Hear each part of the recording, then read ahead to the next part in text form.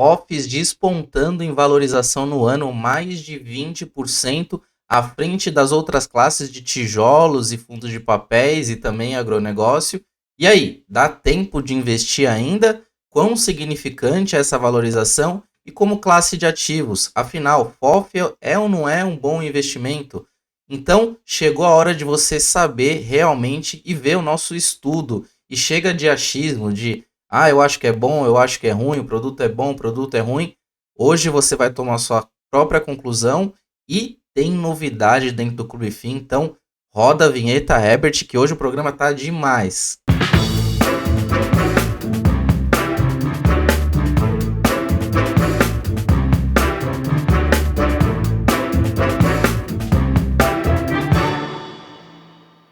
E seja muito bem-vindo, seja muito bem-vinda a mais um Fiz e Finanças, esse programa que é feito para você ficar muito bem informado de tudo o que aconteceu nessa semana e com análise, fatos relevantes, de tudo que você perdeu, semana que foi bem corrida. E já vou tentar garantir aqui o meu like para você que faz esse programa crescer cada vez mais. Então já aperta o botão do joinha aí, ativa o sininho, compartilha esse vídeo para que chegue essa informação e todo mundo consiga ficar rico junto, né? Que é o que todo mundo quer. E sem mais delongas, essa semana foi um pouco menos agitada, né, no ambiente macroeconômico, com repercussões da aprovação da reforma, né, no âmbito mais político, né, no ambiente mais fiscal, e semana movimentada também no cenário de noticiários de deflação. Sim, para quem acompanha o Fiz e Finanças, no último programa eu falei que já era esperado uma deflação em torno de 0,11 negativo, e acabou vindo uma deflação um pouco menor, um pouco mais leve, de menos 0,08%. E qual que é o impacto disso, Danilo, dentro dos fundos imobiliários? Claro, aqueles que possuem um indexador IPCA dentro da carteira majoritário vão sofrer um pouco mais. Por exemplo, VCJR, KNP, o VGIP, são fundos que têm muito IPCA dentro da carteira, e a gente viu que sofreu também um pouco ali nos 3 meses de deflação no ano passado. Essa deflação parece ser um pouco menor, vamos acompanhar os próximos períodos. E lembrando que não necessariamente a deflação é ruim para o fundo também, porque lembrando que na outra ponta tem um empreendedor que está fazendo negócio, uma empresa que está tomando essa dívida, que para ela a situação de alavancagem fica muito melhor com as taxas de juros mais baixas, e isso pode gerar oportunidade de novos negócios. Então, não é de tudo ruim, claro, para quem tem um fundo, o pinga-pinga mensal vai ser um pouco menor, pode gerar, inclusive, oportunidades de compra, não só nesses fundos, aqueles que têm em PCA indexado e sofre o rendimento. Muita pessoa física investindo, vê que o rendimento está caindo, vende a cota a qualquer preço, o que acontece? Novas oportunidades. Então, nessa tocada, colocando aqui no nosso fluxo de notícias, eu sempre trago para vocês também o Boletim Focus, né, que também já está na 8ª semana seguida que está reajustando as projeções do mercado como um todo. O IPCA terminal de 2023 já está em 4,95, lembrando que há um mês atrás estava em torno de 5,42, e já no campo de 2024 o cenário é um pouco diferente. Então a gente já vê uma estabilização ali para as expectativas do ano que vem, 3,92, e isso fez com que também tivesse uma estabilização no campo dos juros futuros. Lembra aqueles juros que eu sempre falo da NTNB 2035, que é o juro futuro? Você, por exemplo, quando você vai no banco, ninguém olha assim e fala, Danilo, eu vou te emprestar a taxa tal porque a Selic e o juros está tanto.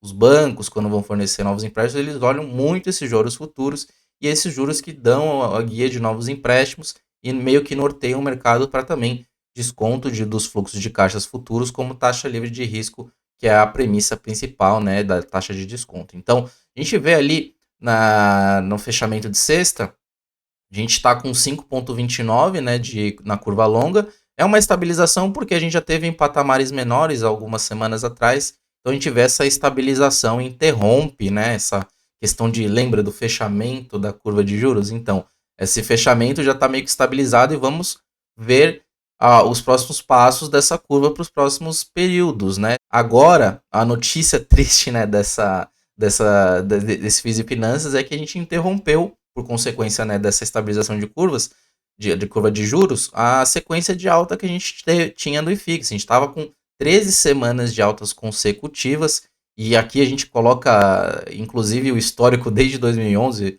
e a gente observa que desde 2015 a gente não tem uma sequência tão grande de semanas, né, que foram 17 semanas seguidas de alta. A gente passou 2022 que estava em 12 semanas, mas em termos de valorização superou todos os recordes. Eu estava toda semana aqui falando de recorde. O Vini, que é o nosso CMO, fala, meu, não aguento mais você falar de recorde, mas era realmente o que tava em pauta, o que estava acontecendo. E agora, né, nessa semana, a gente teve uma queda de 0,21%. No mês, o IFIX ainda está em alta, em quase 1%, 0,91%. E no ano, muita alta. 1,05, 11,05 de alta, muito à frente do próprio Ibovespa, que está em 7,27. À frente do IDIV também, que está 9,36. E também à frente do... Só não está à frente do IMOB, desculpa, que é o índice de imobiliário, né, nesse caso. Não está à frente do IMOB, que está em 40,31%, mas também é uma outra categoria de ativos, então não é tão... É comparável, né, porque é o mesmo setor, mas já desponta em quase 4 vezes mais do que o IFIX. E com toda essa valorização que nós observamos no IFIX, um grande destaque foi o segmento de FOFs, né, que foi muito falado nessas últimas semanas. Por quê? O que acontece? Os FOFs, eles vêm valorizando aí só neste ano quase 20%. 19,80 para ser mais preciso. E bem à frente dos fundos de tijolos, que teve essa puxada forte, estava todo mundo olhando, nossa, olha a tijolada, e a tijolada só subiu 15,58%, entre aspas, né, só subiu. E os fundos de papéis vêm de lado, valorizando 7,76%. Também é uma valorização expressiva, pensando que a gente ainda está no meio do ano. E o segmento agro, que tem poucos ativos, lembrando que não são fiagros, né? Nesse caso, são os fundos imobiliários voltados ao agronegócio, então são poucos fundos, e com uma valorização de 5%. O IFIX está nessa média de 11,5%, então os FOFs vêm despontando aí quase o dobro da valorização do próprio IFIX. E com isso, essa semana a gente teve muita discussão e críticas também, que o FOFs, cada um com a sua opinião, claro, eu respeito todas, mas talvez com uma certeza meio que absoluta, sem muitos dados, né, que eu vi o pessoal falando em fóruns, falando em redes sociais, o pessoal meio com dono da razão, e porém sem mostrar dados nenhum. Aí eu falei, nossa, mas o que eu acho, né, o que eu realmente acho dos FOFs? E aí eu entrei numa espiral, para ser bem franco com você, e resolvi levantar esses dados e trazer aqui para que você também tome a sua própria decisão. Então, e como é que seria esse perfil de retorno, né? Como é que seria essa segregação? O que foi feito, né, nessa planilha que deu muito trabalho, né, para fazer? Então, o que eu fiz? Eu trouxe o perfil de retorno, segreguei o IFIX entre tijolo, entre papel, entre os próprios FOFs, entre agronegócio, e também segreguei por todos os segmentos, seja agência bancária, agronegócio, desenvolvimento educacional, os próprios fundos de fundos, galpões logísticos, pegando aqui na minha cola, híbrido, hospital, hotel, laje corporativa, outros, papel, shopping center e varejo. Então a gente segregou o IFIX da época de cada um deles, então desde 10 anos atrás, qual que era o IFIX segregado entre todos esses segmentos, e também pegamos os retornos e fizemos a ponderação média desses retornos com base no peso do IFIX. Então, esse todo o trabalho é para você, eu vou colocar aqui na tela, mas você que está ouvindo por streaming, fique tranquilo que eu vou narrar tudo o que está acontecendo e você também vai conseguir tirar sua própria opinião. Então, colocando agora na tela a planilha, ela mostra desde 2013 e a gente também tem um estudo desde 2018, que aí eu vou explicar o porquê que eu fiz o estudo desde 2018. Mas, olhando nessa perspectiva desde 2013, trazendo aqui para cima, a gente vê os FOFs com a valorização de quase 20%, né, fazendo o checkzinho do IFIX em 2023 também valorizando 11,1%, e eu fiz uma coluna também do acumulado. O que isso significa? Se a gente apertar aqui na fórmula, a gente não... Lembrando que o acumulado em percentual não é a somatória, né? Tem uma formulinha especial, que é 1 mais o outro, vezes 1 mais o outro, menos 1, e isso para todos os anos, você consegue ter o retorno acumulado desde 2013 Então, o que a gente observa aqui? Nossa senhora, olha os FOFs aqui com quase a metade dos fundos de papel, né? 75% de valorização acumulada, frente aos fundos de papel com quase 160 de acumulação, 158. Olha os fundos de tijolos com 136, olha a papelada ganhando nos últimos 10 anos. Mas lembrando que essa acumulada aqui ele não leva em conta o peso do IFIX. E se a gente olhar, olha como é que se comportou desde 2013 o percentual do IFIX por segmento. Sendo que a linha vermelha são os fundos de tijolos, a linha preta são os fundos de papéis, e olha os FOFs, que era quase zero, né? Tinha um fundo ali durante muito tempo, e aí agora a gente tem aproximadamente 10 fundos, 9 fundos aqui, fundos de fundos que estão listados e presentes no IFIX. O que acontece então? Se eu comparar o desempenho dos FOFs considerando essa janela aqui até 2018, que a gente praticamente não teve nenhuma mudança de um ou dois fundos aqui, e a gente tem uma valorização e uma desvalorização desses fundos de iniciais muito expressiva, né, de menos 25% aqui em 2024 e menos 25% em 2023, menos 12,7% em 2024, que configura esse acumulado e amassa esse acumulado mesmo com essa valorização expressiva dos FOFs frente a 2023. Olha o que aconteceu em 2019. Lembra daquela valorização expressiva que o IFIX bateu recorde de valorização? Olha aqui o FOF com 50, quase 60%, 58%. Muito acima também do tijolo e do papel. E o que a gente observa então? Que quando sobe, sobe muito e quando cai, cai muito, é isso? Mas olha aqui o percentual. Então, eu vou falar um pouco também dessa tabela aqui de cima, que aqui embaixo é por classe, né? Então aqui você tem os fundos de papel, e esse é separado por classe, papel, tijolo e agronegócio e FOF.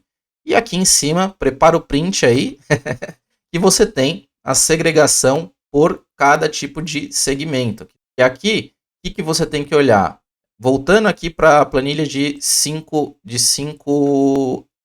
anos e para a planilha de 10 anos. Na planilha de 5 anos, por que eu acho que a gente tem que fazer a nossa ponderação por essa janela aqui, ó, de 2018 para frente, um pouquinho à frente desse tracejado aqui que é a quebra da página.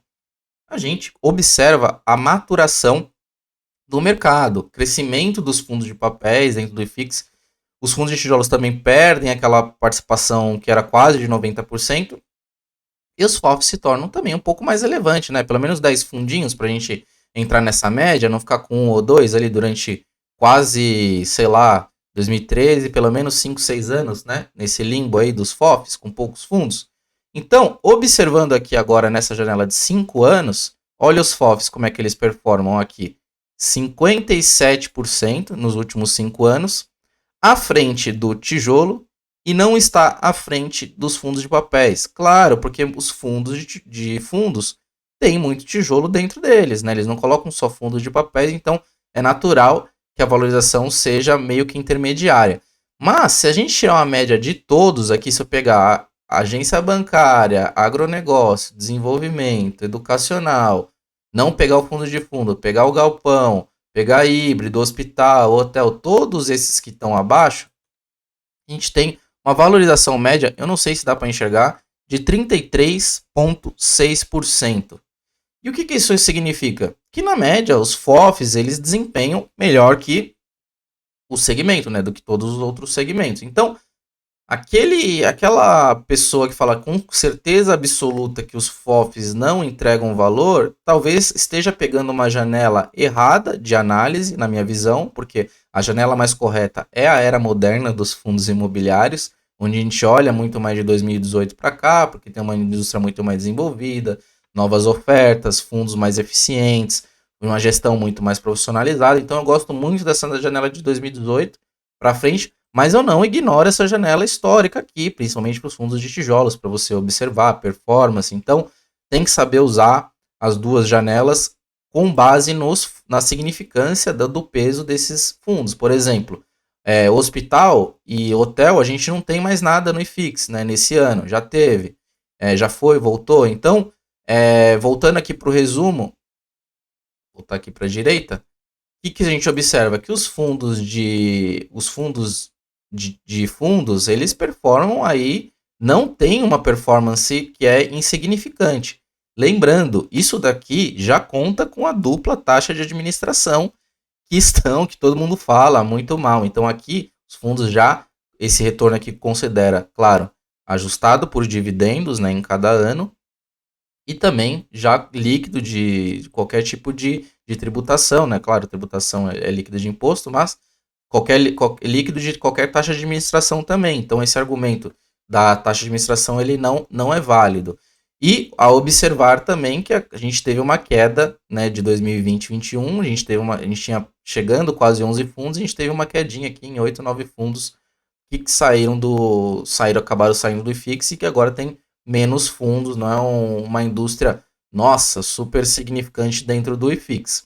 Então, voltando aqui para a tela cheia, com isso, qual que é a sua opinião sobre? Agora você tem dados concretos para tomar uma decisão se deve ou não ter FOF na carteira, com base numa análise histórica já ponderado pelo percentual do IFIX numa janela que seja factível para análise. Não adianta pegar aquele fundo que ficou 5, 6 anos, só ele como base do IFIX, e usar ele numa média que agora tem 10 fundos. Então, é importante separar isso um pouco na hora que você fazer uma análise. E fazer uma análise também de cada um desses fundos. Cada um deles teve uma performance diferente. Eu pegaria essa janela também de 2018 para cá e veria qual foi a performance desses fundos. Lembrando que de 2018 para cá a gente passou por momentos que não foram tão bons assim, né? Tirando um ano e meio ali de 2018, pegando 2018 para frente, 2019, que foi excelente. Aí veio 2020, todo mundo sabe o que aconteceu.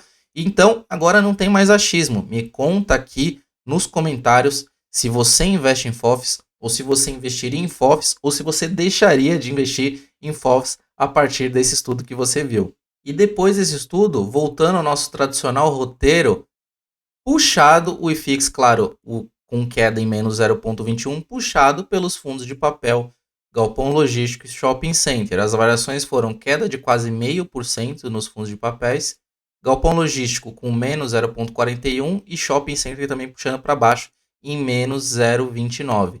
E olha os FOFs aí, com alta de 0,82 na contramão, né, de toda a maior parte do IFIX entre Galpão Logístico e Shopping e também papel, os FOFs na alta, e varejo também despontando em 2,36.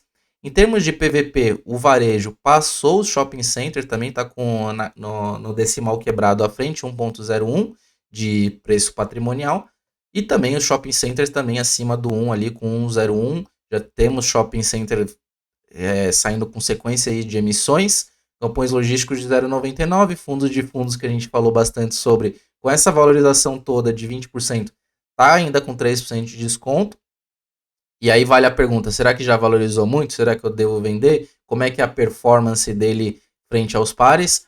Minha visão pessoal e agora a minha opinião aqui deixando para você, nas carteiras do Clube FI a gente colocou FOF justamente por arbitragem, estavam muito depreciados. A ver a decisão que a gente vai tomar de manter ou não, é uma decisão que vai ser tática dentro em cada carteira, com cada tipo de objetivo. Então, a carteira tem o objetivo valor, pode ter uma movimentação, a carteira renda outra, e a carteira mix também vai ser uma mescla de estratégias. Então, já no campo do fundos de papéis depreciados em relação ao PVP1 em 0,94, lá de corporativas, né, já sempre como mais depreciado em 0,080, mas também teve uma valorização interessante recentemente. Sobre os fundos de papel, é esperado que os dividendos ali caiam, na maioria que tem IPCA majoritário dentro da carteira, então pode ser que tenha oscilação nas cotas nos próximos períodos. E com essa quedinha do IFIX, a gente ficou no PVP com 5% de deságio, 0,95 PVP do IFIX. Já sobre dividend yield, a gente mantém 10,7, né, de média do IFIX, com os fundos de papéis pagando ali próximo de 13, varejo 11, os FOFs em terceiro lugar pagando 9,7%. Então, pagando quase 10% ao ano. Não é um dividendo fraco, aí se você for colocar nos pares com o deságio que tem, então pode ser que configure ainda a oportunidade de alguns ativos que você encontra um desconto maior e ainda tem uma carteira, né, carteira investida, que é o que eu mais olho dentro dos FOFs, que é no que realmente eles investem, se tem muito conflito, se tem muita entrada em emissão ali só para ancorar, então vejo várias outras coisas, não só um ou dois, três indicadores, ou somente a performance do FOF, não, o FOF não tem entregado, sendo que a janela não é muito clara ali, pelo que você pega os dos 10 anos, dos últimos 5, 2 foi pandemia, então a janela de análise do FOF também ela é um pouco mais complexa. Falando sobre agora as maiores altas e maiores baixas, a gente segue aí em alta, quem puxou aí foi o HSAF, segundo o CPFF, terceiro lugar Green Tower, e quarto lugar PLCR11, e em quinto lugar o outro FOF, que é o MGFF, com variando aí entre 5,51 e 3,15 nesse range dos 5 maiores altos.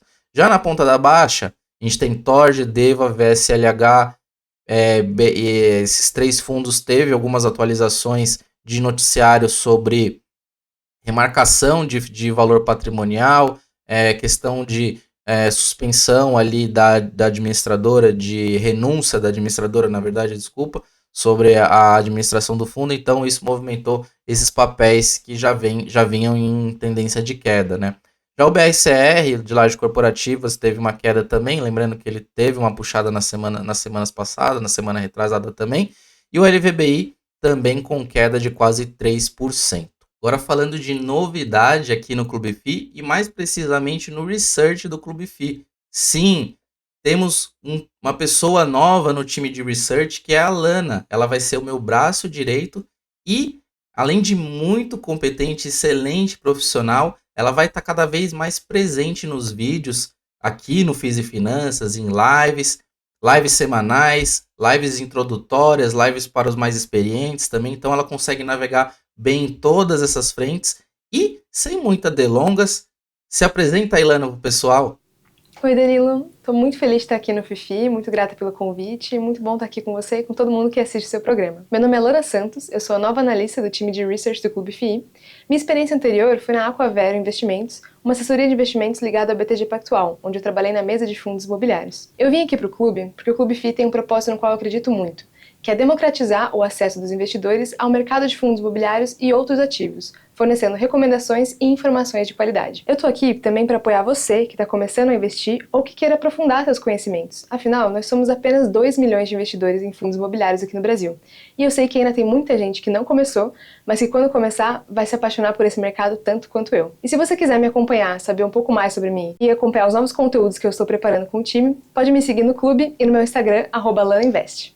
É isso aí, Ilana. Já chegou contribuindo muito e você com certeza vai ter muito sucesso aqui no Clube FI. Não se esqueçam de seguir a Lana também. Ela já falou aí qual que é o Instagram dela, é Lana Invest. Então já aproveita, já segue ela que já está produzindo muito conteúdo legal.